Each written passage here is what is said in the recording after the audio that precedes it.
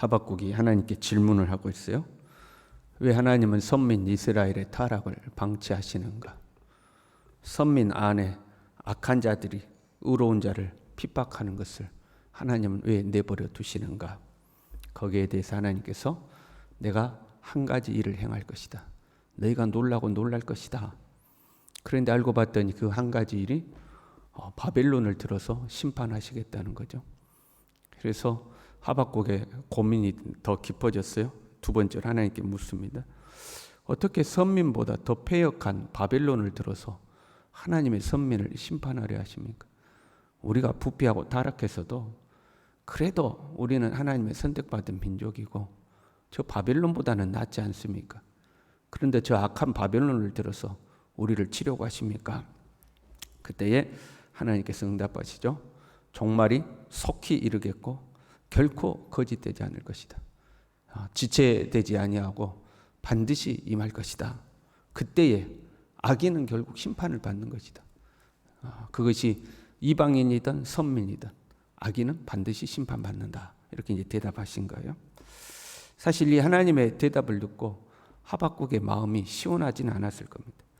왜 악인을 들어서 선민을 심판하시는가 하고 물은 거거든요. 왜 바벨론을 들어서 이스라엘을 심판하시는가? 이 질문이었는데 하나님은 이방인이든 선민이든 악인은 반드시 심판받는다. 이렇게 대답하신 거죠. 왜 하필 바벨론입니까? 라고 물었는데 악인들은 심판을 받는다 이렇게 하신 거예요. 대답이 시원치 않은 거죠. 그리고 나서 이제 우리가 읽었던 4절 말씀을 하신 거예요. 보라, 그의 마음은 교만하며 그 속에서 정직하지 못하나. 여기서 그는 바벨론을 말하는 겁니다. 바벨론은 교만하고 그 속에서 정직하지 못하다 하고 말씀하시는 거죠. 무슨 말이냐면 나도 다 안다 그 말씀이에요. 그 바벨론이 얼마나 나쁜 족속들인지 나도 다 안다 그 말이에요. 그리고 나서 5절부터 바벨론의 세부적인 범죄를 지적하시고 그것 때문에 바벨론 너도 이렇게 심판받을 것이다 하는 것을 19절까지 쭉 말씀하시는 거죠. 하박국아, 네가 바벨론이 악한 자라고 이야기하는데 왜 그런 악한 자를 들어서 너희를 심판하냐고 하는데 나도 다 알아.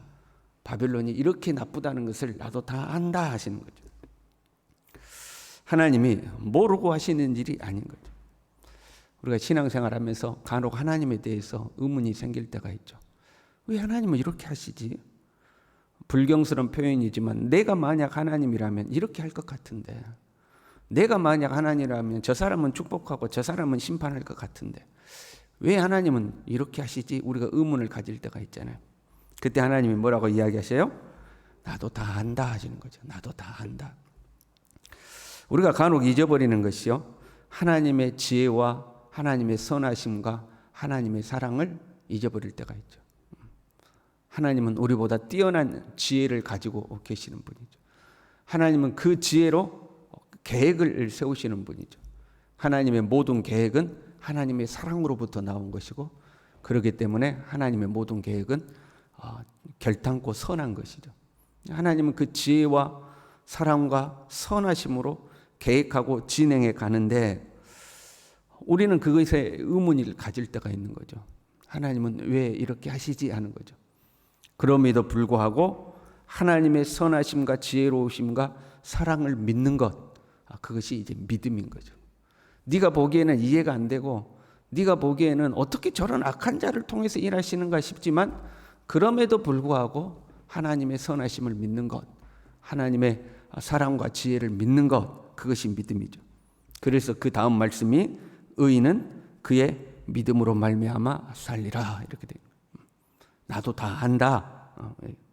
그러나 의인이란 믿음으로 사는 거야 하는 거죠. 우리가 고백한다면 내가 이해가 되지 않는 상황이지만 하나님은 다 알고 계신다. 그러니 나는 믿음으로 살 것이다 결단하는 거죠. 신약으로 오면요, 이 의인은 믿음으로 말미암아 살리라 하는 이 말씀이 세 곳에서 인용이 되고 있습니다. 로마서 1장 17절과 갈라디아서 3장 11절 이 두 곳은 믿음으로 구원받는다라는 의미로 이 말씀을 이제 사용합니다. 죄로 말미암아 영원한 죽음에 처한 인간이 오직 하나님의 은혜의 복음, 예수 그리스도를 믿음으로 구원받아 새 생명을 얻는다. 죽었던 영혼이 예수님을 믿음으로 새 생명을 얻는다라는 의미로 이제 사용하는 거죠. 갈라디아서 3장 11절에요. 또 하나님 앞에서 아무도 율법으로 말미암아 의롭게 되지 못할 것이 분명하니 이는 의인은 믿음으로 살리라 하였습니다. 율법이라는 행위로 구원받지 않고 믿음으로 구원받는다. 이제 이런 의미로 사용한 거예요. 본문은 믿음 의인은 불확실하고 불명확하고 의문이 생기는 그 상황이라 할지라도 끝까지 그 믿음을 지키고 믿음으로 삶을 살아간다. 삶을 강조하고 있는데 하박국에서는 이제 신약으로 오면 로마서하고 갈라디아에서는 구원을 얻는데 새 생명을 얻는 데 있어서 믿음이 필요하다라는 이제 의미로 사용되고 있는 거죠. 본질적으로는 같은 의미입니다. 왜냐하면 행함이 없는 믿음은 죽은 믿음이기 때문에 그렇죠. 믿음으로 새 생명을 얻은 사람은 그 믿음이 참 믿음이라면 반드시 새 생명의 삶을 살게 되어 있잖아요. 그래서 본질적으로는 같은 의미죠. 한편 히브리서 10장으로 오면 다시 삶을 강조합니다. 나의 의인은 믿음으로 말미암아 살리라. 또한 뒤로 물러가면 내 마음이 그를 기뻐하지 아니하리라 하셨느니라. 히브리서에서 말하는 믿음은 뒤로 물러서지 아니하고 전진하는 삶을 말하는 거예요. 어떤 어려움이 있다 할지라도 믿음으로 삶을 살아내는 거죠. 그리고 그 전진하는 믿음의 삶이 구체적으로 어떠해야 되는 것이 이제 히브리서 10장에는 기록이 되어 있습니다. 우리가 히브리서 10장을 한번 펴볼까요? 히브리서 10장.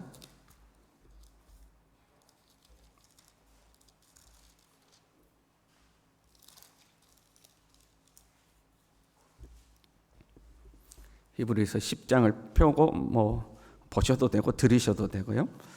히브리 10장 22절에 이렇게 되어 있어요. 우리가 마음의 뿌림을 받아 악한 양심으로부터 벗어나고 몸은 맑은 물로 씻음을 받았으니, 이것을 한마디로 말하면 구원받았으니 그 말이죠. 참 마음과 온전한 믿음으로 하나님께 나아가자. 이제 신앙생활 제대로 하자 그 말이에요. 그리고 23절에 또 약속하신 이는 믿으시니 우리가 믿는 도리의 소망을 움직이지 말고 굳게 잡고. 자, 구원받았다. 이제는 믿음으로 살아야 된다. 근데 그 첫 출발이 뭐냐면 믿는 도리의 소망을 움직이지 말고 굳게 잡자 이렇게 되죠. 우리가 그런 표현하죠. 사람이 도리가 있지 말이야. 이제 이렇게 표현하잖아요. 이거는 그런 거예요. 믿음의 도리가 있지. 적어도 믿는 사람이라면 이 정도는 살아야지 하는 게 이제 믿음의 도리인 거예요. 적어도 예수 믿는 사람이라면 이 정도는 해야지. 그게 이제 믿음의 도리죠. 그게 흔들리지 말고 굳건히 하라는 거예요. 그리고 이제 좀 더 구체적으로 24절부터 나와요. 서로 돌아보아 사랑과 선행을 격려하며 모이기를 피하는 어떤 사람들의 습관과 같이 하지 말고 오직 권하여 그날이 가까움을 볼수록 더욱 그리하자.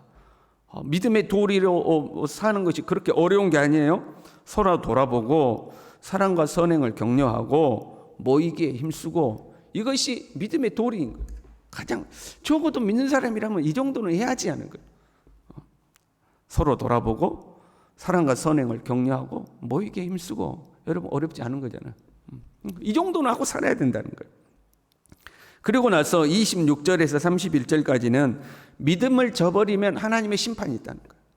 너희가 이미 비춤을 받고 구원을 얻었는데 그럼에도 불구하고 믿음을 저버리면 반드시 하나님의 심판받는다 하고 믿음의 그 도리를 버리지 말라 하고 이야기하는 거죠.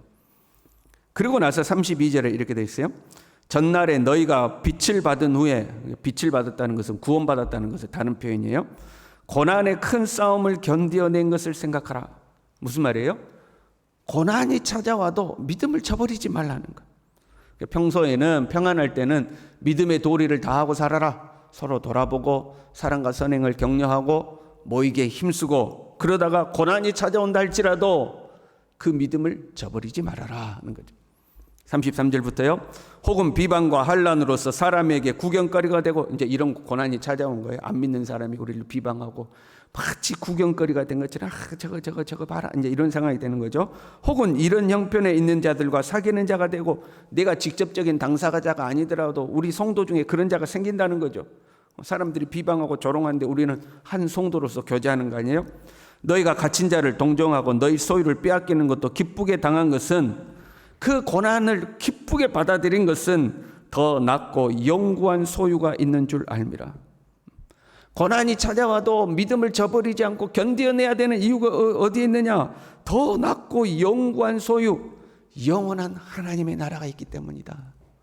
너희는 그 영원한 하나님의 나라를 바라보고 고난 중에도 믿음을 저버려서는 안 된다. 너희에게 인내가 필요한 것은 큰 상이 있기 때문이다. 하나님 나라에 상급이 있을 것이다. 잠시 잠깐 후면 오시리니 지체하지 아니하리라. 그날이 결코 지체되지 아니하고 올 것이라는 거죠. 그리고 나서 나온 말씀이 나의 의인은 믿음으로 말미암아 살리라. 또한 뒤로 물러가면 내 마음이 그를 기뻐하지 아니하리라. 고난 중에도 나의 의인은 믿음으로 말미암아 사는 것이다. 오직 저 하나님의 나라를 바라보고 예비된 큰 상급을 바라보고 끝까지 믿음으로 나아가는 것이다. 만약 고난 앞에 뒤로 물러서면 주님의 마음이 결코 그를 기뻐하지 않을 것이다. 평소에는 서로 돌아보고 사랑과 선행을 격려하고 믿음의 도리를 다하고 살아라. 너에게 혹시 고난이 찾아왔느냐? 그렇다고 뒤로 물러서지 말고 영원한 하나님의 나라를 바라보고 끝까지 전진하여라. 하늘의 상급이 있을 것이다. 나의 의인은 이런 믿음으로 말미암아 사는 것이다. 우리가 살면서 좋은 일만 있으면 좋을 텐데요, 바람대로 안 될 때가 참 많죠. 어떤 이에게는 질병이 찾아오고, 어떤 이에게는 가난이 찾아오고, 어떤 이는 인생이 꼬이기도 하고, 하나님은 나에게 왜 이런 어려움을 주시는가? 그때 여러분 기억하세요? 하나님도 다 아신다 하는 거예요. 하나님도 다 아신다. 그리고 이 땅이 전부가 아니고 영원한 하나님의 나라가 우리를 기다리고 있고, 결코 지체되지 아니하고, 우리 생각에는 더디 오는 것 같지만 하나님의 계획은 지체되지 아니하고 반드시 이루어질 것인데, 그때에 하늘의 상급이 예비되어 있다 하는 거죠. 이 믿음을 가지고 여러분 변함없이 전진하는, 결코 뒤돌아서지 아니하고 믿음의 도리를 다하면서 한 걸음 한 걸음 전진하는 우리 모두 될 수 있기를 바랍니다. 기도하겠습니다. 하나님 아버지, 오직 나의 의인은 믿음으로 말미암아 살리라 하셨습니다. 삶의 그 어떤 순간에도 흔들리지 않게 하시고 믿음의 도리를 다 할 수 있도록 도와주시고, 때로는 고난이 찾아와도 하나님이 나의 모든 형편과 사정을, 나의 현재에 처한 모든 환경을 하나님도 다 아시고 계심을 기억하게 도와주시고, 끝까지 믿음으로 결코 뒤돌아서지 아니하고 끝까지 믿음으로 살아서 주님 앞에 칭찬과 영광과 상급을 얻는 하나님의 사람들이 될 수 있도록 우리 모두를 축복하여 주시옵소서. 예수님의 이름으로 기도 올려옵나이다. 아멘.